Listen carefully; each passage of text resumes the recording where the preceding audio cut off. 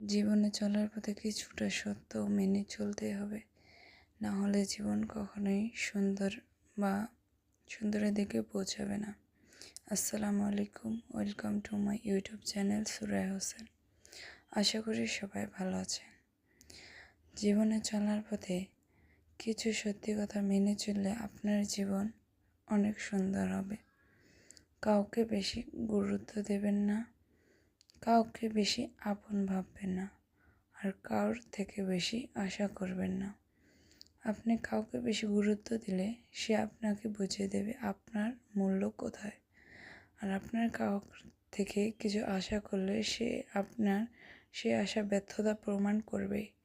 আর যাকে বেশি মূল্য দেবেন সে আপনার মূল্যটা কোথায় সেটা আপনাকে বুঝিয়ে দেবে।